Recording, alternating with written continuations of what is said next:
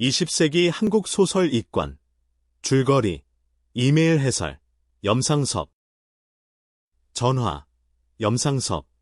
1920년대 서울을 배경으로 젊은 회사원 이주사와 아내가 어렵게 전화를 설치하지만 남편을 찾는 기생채용의 전화로 인해 부부간 갈등이 생긴다. 남편은 채용과의 관계를 이어가고 아내는 남편의 부도덕함에 상처받는다. 결국 이 주사는 전화를 팔아 생활비를 마련하고 동료 김 주사는 중간에서 이익을 챙긴다. 이 사실이 드러나자 아내는 돈을 되찾고 기뻐한다. 전화기를 둘러싼 인간의 이해타산과 일상적 갈등을 사실적으로 그린 작품이다. 만세전, 염상섭. 동경 유학생 나가 아내의 위독 소식을 듣고 귀국하는 여로에서 일제강점기 조선의 암울한 현실과 몰락해가는 중산층의 모습을 목격한다. 일본인 형사의 감시, 조선인에 대한 멸시, 가족의 몰락, 권력에 대한 집착 등 식민지 사회의 비극이 여정 곳곳에 드러난다. 아내의 죽음 후 아들은 형에게 맡기고 나는 현실에 절망하며 동경으로 돌아간다. 식민지 시대 지식인의 무기력과 사회의 어두운 현실을 비판적으로 그린 작품이다. 양과자갑, 염상섭. 미국 유학을 다녀온 영수는 해방 후 미군 정식이 영어 실력 덕에 여러 혜택을 받을 수 있었으나 민주주의 국가 건설을 위해 이를 거부하고 대학 시간 강사로 검소하게 산다. 딸 보배는 주인집 딸이 미군과 어울리며 물질적 풍요를 누리는 모습을 보게 되고 어느 날 주인집 딸이 부탁한 번역의 대가로 양과자갑을 준다. 영수는 이를 보고 분노하지만 부인은 집주인의 눈치를 본다. 사익과 물질적 풍요를 좇는 삶과 공익을 중시하는 삶의 대비를 통해 해방기 가치관의 혼란을 보여준다. 두 파산, 염상섭.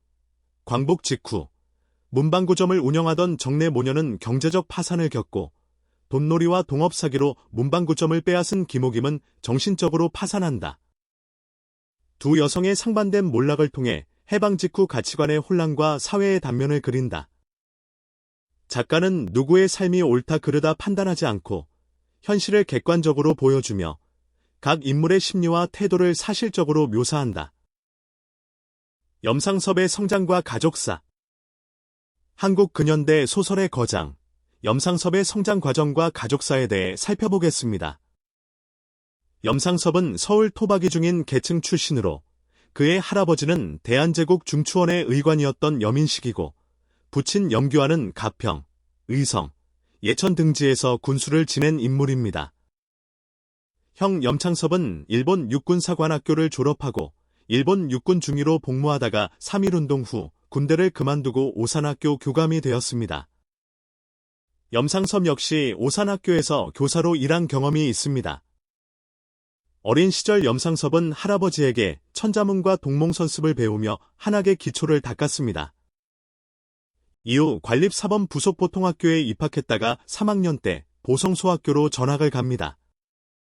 당시 교장은 3.1운동의 지도자 최린이었으며 염상섭은 이곳에서 중학교 2학년 과정까지 마치고 1912년 일본으로 유학을 떠납니다.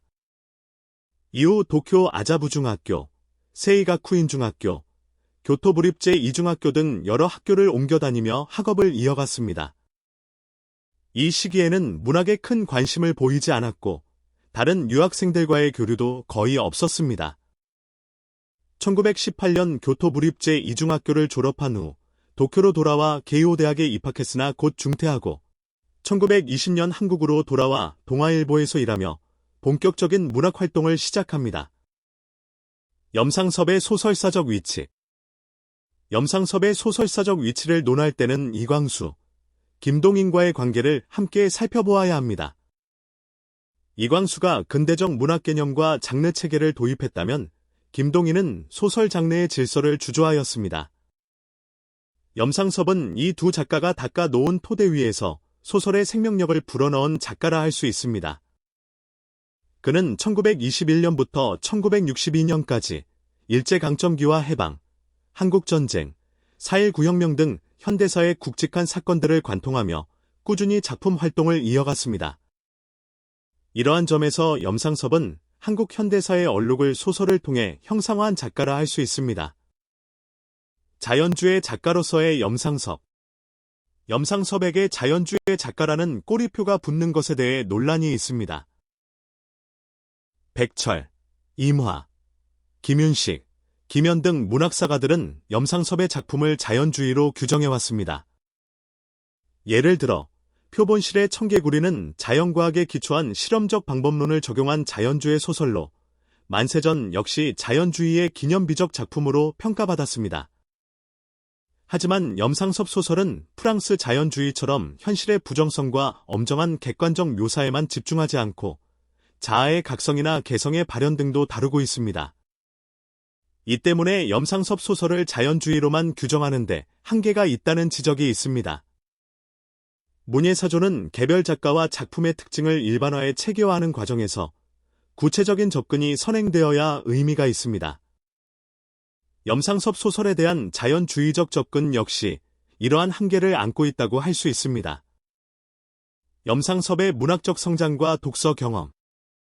염상섭이 문학의 뜻을 두게 된 계기는 교토부립제 이중학교에서 우리 집의 정원이라는 글을 써 교사에게 칭찬을 받은 경험이었습니다.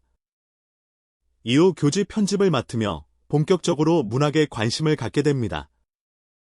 특이하게도 염상섭은 일본 유학 전까지는 문학작품을 접한 적이 없었고 일본에 가서야 후조키, 콘지키아샤 등의 일본 소설을 처음 읽었습니다.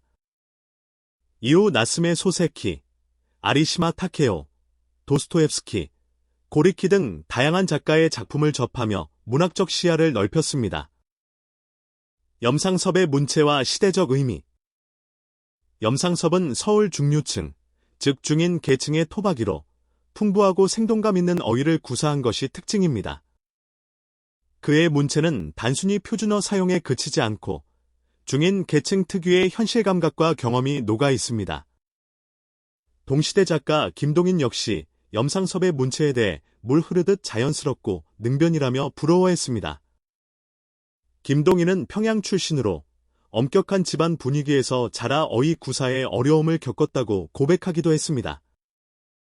이처럼 염상섭은 성장 과정, 문학적 배경, 그리고 시대적 위치에서 독특한 입지를 가진 작가입니다. 그의 작품과 문체는 식민지 지식인의 내면과 조선의 풍경을 생생하게 담아내고 있습니다. 만세전, 제목과 연재의 우여곡절. 만세전은 애초에 묘지라는 제목으로 1922년 잡지 신생활의 연재를 시작하였습니다. 그러나 연재가 중단되고 2년 후 만세전이라는 제목으로 시대일보에 다시 연재되어 단행본으로 출간됩니다. 이러한 우여곡절은 일제강점기의 엄격한 검열제도와 깊은 관련이 있습니다. 당시 모든 출판물은 총독부 경무국 도서과의 원고와 출판물 허가증을 제출해야 했으며 인쇄 후에도 납본본을 제출해야 했습니다. 묘지라는 내포적이고 상징적인 제목이 검열에 저촉될 우려가 있었고 실제로 신생활은 이듬해 검열 문제로 발행이 금지되기도 했습니다. 결국 제목이 시간적 의미를 강조한 만세전으로 바뀌었으며 이후 1948년에는 한글 맞춤법과 문장, 내용까지 첨삭된 개정판이 출간되었습니다. 만세전의 여로형 구조와 의미. 만세전은 이른바 여로형 구조를 갖고 있습니다. 주인공 이인하가 도쿄에서 경성까지 귀국하는 여정을 따라 이야기가 전개됩니다. 이 여정은 도쿄, 시모노세키, 부산, 김천, 경성으로 이어지며 자연스럽게 3.1운동 전후 식민지 조선의 현실을 보여주는 역할을 합니다. 여로형 구조는 단순한 공간 이동이 아니라 당대 조선의 암울한 풍경과 사회상을 효과적으로 드러내는 장치가 됩니다. 또한 이 구조는 소설의 플롯을 구체화하는 데에도 기여하여 주인공의 여행을 통해 조선의 현실과 개인의 내면을 동시에 탐색하게 합니다. 원점 회귀 구조와 한계. 만세전의 여로는 장점과 함께 한계도 지니고 있습니다.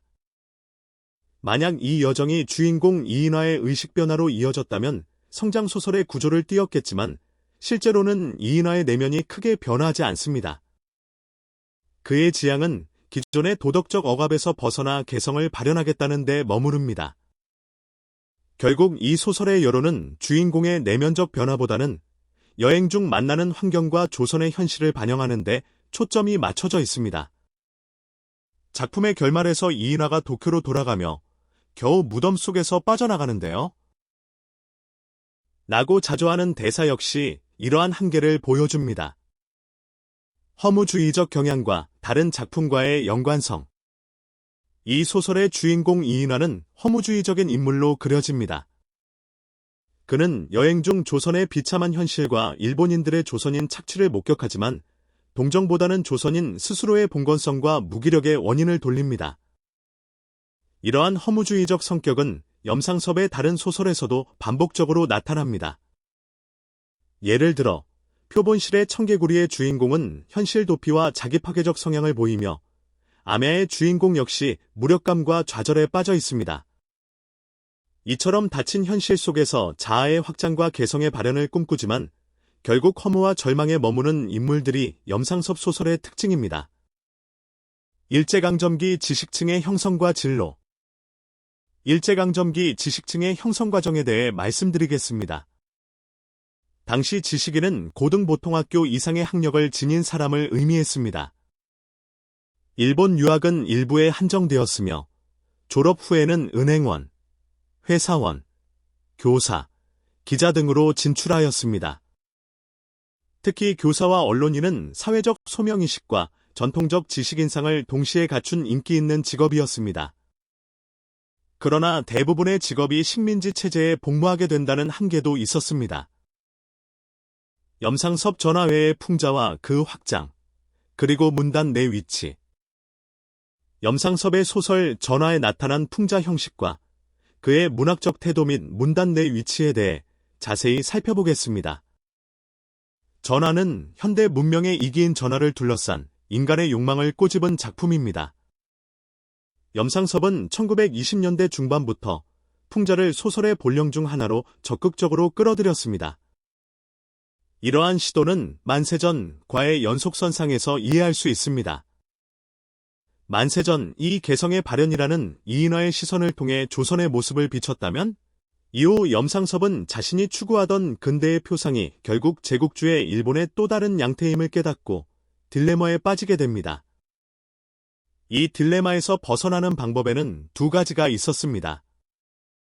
하나는 민중의 편에 서서 일본에 저항하는 것이고 다른 하나는 근대가 제국주의적 속성을 지녔더라도 그 길을 따르는 것이었습니다. 그러나 염상섭이 선택한 길은 이들과는 달랐습니다. 그는 일본 제국주의로 상징되는 부정적 근대를 풍자하거나 냉철하게 해부하는 태도를 택하였습니다. 이러한 태도는 해바라기에서 능력을 지닌 사람을 선택해 현실에 안주하는 수단으로 변질된 결혼을 냉소적으로 그리는 데서도 드러납니다.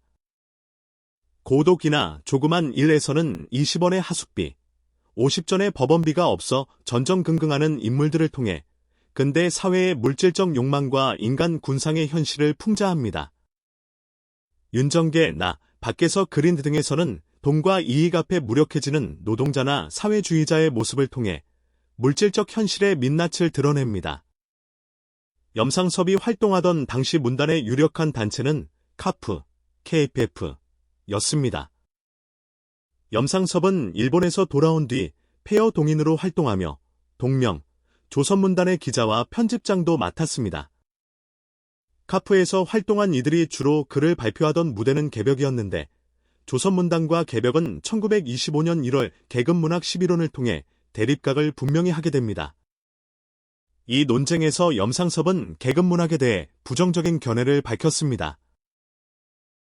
그는 문학이 운동이나 계급의 종속적 이용물이나 선정기관이 되어서는 안 된다는 입장을 분명히 하였습니다. 계급문학이 강조하는 새로운 경향을 발견할 수 없으니 그것이 무엇인지 알려달라고 반문하기도 하였습니다.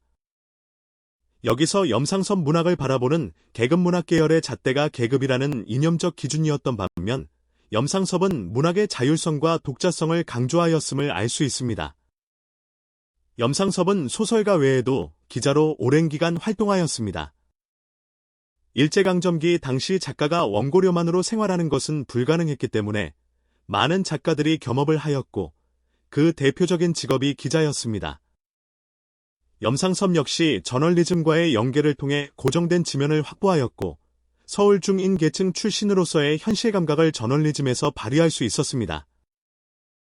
1936년부터 해방되기까지 10여 년간은 만주에서 신문기자로 활동하였으며 이 시기에는 작품 활동이 거의 중단되었습니다. 만주국은 일본 관동군이 세운 괴뢰국으로 자유로운 창작 활동이 어려웠던 환경이었습니다. 해방 직후 문단의 상황은 매우 혼란스러웠습니다. 좌익과 우익 문학계가 극심한 대립을 보였으나 염상섭은 이러한 대립에서 한 걸음 물러나 있었습니다. 해방 후 1년이 지나 만주에서 귀국한 그는 좌익과 우익이라는 이데올로기의 선택보다 이데올로기가 사람들의 일상과 관계에 미치는 영향, 그리고 그 근간에 놓인 돈의 문제에 더 큰 관심을 두었습니다. 이처럼 염상섭은 풍자와 냉소, 그리고 현실에 대한 날카로운 인식을 바탕으로 근대의 이면과 인간의 욕망, 사회의 다양한 문제를 비판적으로 조명하였습니다. 전하의 풍자적 형식은 그의 소설 전반에 걸친 중요한 특징임을 알 수 있습니다. 해방 이후 염상섭 소설의 현실 인식 양과자갑과 이 두 파산을 중심으로 염상섭의 해방 이후 소설 양과자갑과 이 두 파산에 대해 이야기해 보겠습니다. 양과자갑은 해방 직후라는 발표 시기를 고려할 때 간접적으로나마 미군정에 대한 묘사가 드러난 드문 소설이라고 할 수 있습니다. 이 작품에서 염상섭이 말하고자 한 바는 무엇이었을까요? 양과자갑에서 작가의 시선이 머무는 주된 곳은 일본인 주인이 떠난 여관의 뒤채에 사는 영수 가족입니다. 영수는 일제강점기 당시로서는 드물게 미국 유학까지 다녀온 인텔리겐차입니다. 그는 미국 유학 출신이라는 이유로 일제에 의해 2번이나 유치장 신세를 지기도 했습니다. 그런데 해방이 되어서도 영어 잘하는 덕은 보지 못하고 미군 정청 사원만 금도 돈을 못 버는 대학 시간 강사를 하고 있습니다.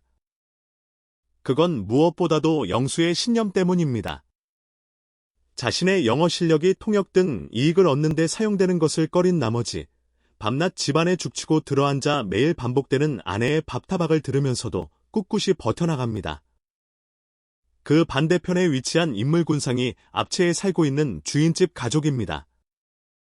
주인집의 두 딸은 양공주로 미군에게 빌부터 적산가옥을 불화받는 등 여러 이익을 취하는 인물들입니다. 압체를 요릿집으로 꾸미느라고 미군에게 받은 가구를 들여놓던 날, 주인집 큰딸은 영수의 딸에게 미군에게 받은 편지의 번역을 부탁합니다. 영수의 아내는 마땅치는 않지만 쫓겨날지도 모르는 처지라 딸에게 번역을 하게 합니다. 게다가 답례로 양과자까지 받게 됩니다. 퇴근 후 자초지종을 들은 영수는 딸자식에게 더러운 편지나 번역을 시켜서 되겠느냐며 양과자갑을 땅바닥에 집어던집니다. 양과자갑에서 작가의 비관이 먼저 향하는 대상은 주인집 가족입니다. 흑구자이든 눈이 부실 듯한 미인이든 둘 다 미군에게 기생하며 자신의 이득을 취하려는 인물들이기 때문입니다. 하지만 누구는 어떠니 싫고 누구는 아무리 고상하니 그럴 줄을 몰랐다는 세상 한탄으로 하루를 보내는 영수 역시 긍정적으로만 그려지지는 않습니다.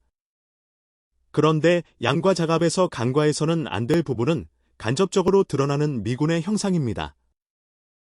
소설에서 미군은 적산가옥이나 가구 등을 개인적인 친분으로 불화하고 심지어 필요한 것이 있으면 사양 말고 이야기하라는 말까지 남기는 인물들로 그려집니다.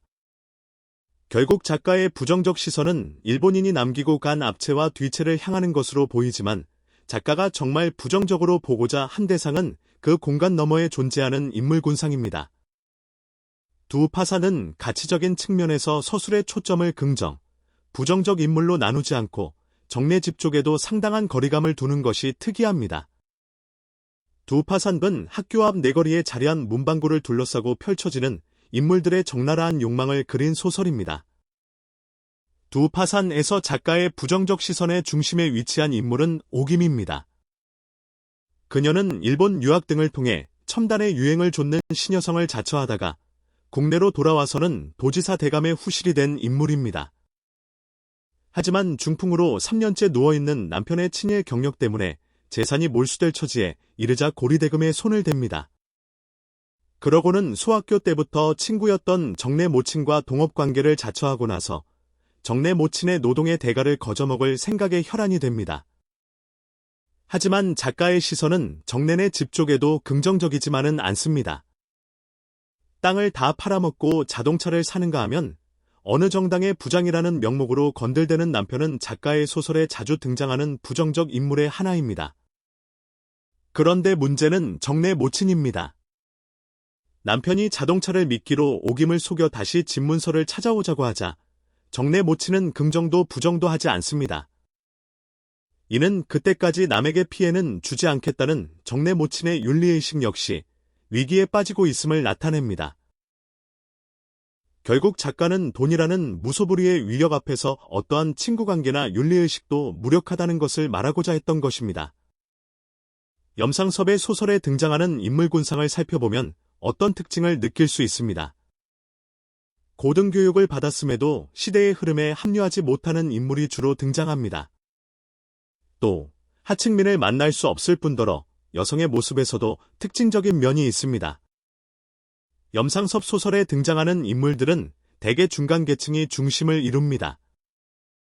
이는 초기 3부작에서 출발해 만세전, 3대를 거쳐 해방 이후의 소설에 이르기까지 이어집니다. 그 이유는 무엇보다 작가 자신이 중인 계층인 데서 찾을 수 있습니다. 작가의 계층의식 속에서 현실을 소설로 바꾸어 놓은 것입니다. 고등교육을 받았음에도 시대의 흐름에 합류하지 못하는 인물 역시 그 하나라고 할 수 있겠습니다. 두 파산에서 등장하는 옥임은 일본에 유학을 하는 동안 인형의 집을 탐독하고 앨런 키를 숭배한 신여성입니다. 또 옥임이 하수인 역할을 하는 교장은 해방 전에 보통학교 교장 노릇을 하던 사람입니다. 하지만 해방 후 두 사람은 고리대금에 악착같이 매달립니다. 이에 반해 양과 자갑의 영수는 미국 유학을 다녀온 인물입니다. 하지만 지금은 대학에서 몇 시간 강의를 할 뿐 집안에 들어박혀 세상 한탄이나 하고 있습니다. 이들은 모두 지식인을 자처했지만 현실적으로는 돈에 대해 과도한 집착을 보이거나 무능하다는 공통점을 지니고 있습니다. 이미 염상섭은 1920년대 중반 날카로운 현실 감각을 통해 현실을 지배하는 실체에 대해 간파한 바 있습니다. 그 실체란 바로 돈입니다. 염상섭의 소설에 하층민이 등장하지 않는 것도 이와 연결됩니다.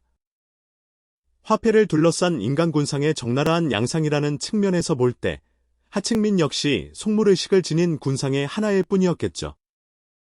작가의 소설 가운데 드물게 노동자나 사회주의자를 다룬 윤정기나 박군 이러한 점을 잘 나타냅니다. 윤정기는 밀린 임금을 받기 위해 사용자 측과 대립하는 노동자들을 그린 소설입니다. 그런데 결말 부분에서 갈등의 해결이 노동자들이 주장한 이념이 아니라 돈에 의해 이루어지게 됩니다. 또 밥에서도 사회주의자를 자처하는 주인의 이념이 자신의 이익 앞에서 왜소해지는 모습을 통해 돈 앞에서 무력한 이념의 이면을 그리고 있습니다.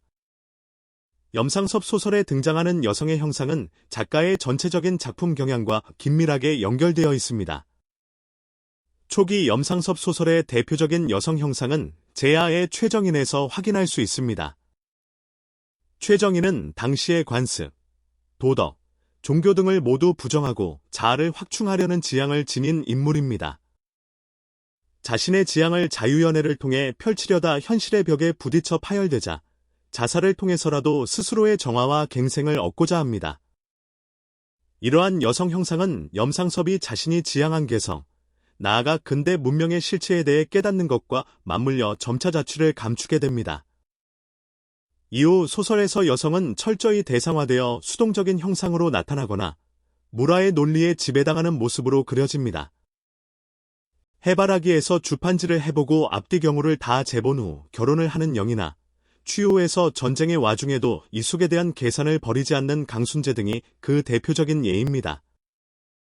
염상섭은 일제강점기부터 활발하게 활동한 작가임에도 친일 문제와 관련해 특별히 거론되는 점이 없습니다. 채만식이나 이태준조차도 친일 문제와 관련해 한두 편의 소설이 거론되곤 하지만 염상섭은 그렇지 않습니다. 일제강점기 당시 작가들에게 친일의 문제는 피하기 힘든 명예와 같은 것이었습니다. 특히 중일전쟁, 태평양전쟁 등으로 일본의 군국주의적 경향이 노골화될수록 문학이 설 자리는 더욱 좁아졌습니다. 이 시기에 식민지 조선의 작가들이 선택할 수 있는 길은 크게 두 가지였습니다. 하나는 작품 활동을 그만두는 절필이고 다른 하나는 친일의 길이었습니다. 염상섭은 이 시기 만주로 가서 만선일보나 대동한건설 주식회사에서 일하는 한편 어떤 작품 활동도 하지 않았습니다. 만주에 간 이유는 정확히 밝혀지지 않았지만 결과적으로 염상섭은 절필을 선택함으로써 친일 문제에서도 자유로울 수 있었습니다. 친일 문제는 염상섭이 작품 활동을 통해 견지하고자 한 주제의식과도 관련이 있습니다. 초기 몇 작품을 제외하면 염상섭 소설의 문제의식은 돈을 둘러싼 인간 군상의 속물의식을 드러내는 데 있습니다. 염상섭에게 현실의 논리 가운데 최상층의 위치에 무소불위의 힘을 발휘하는 것은 바로 돈이었습니다. 그렇다면 일본과의 관계에서도 염상섭에게는 친일, 반일 같은 이념보다 돈을 근간으로 한 개개인의 속물의식이 더 중요했으리라 짐작할 수 있습니다.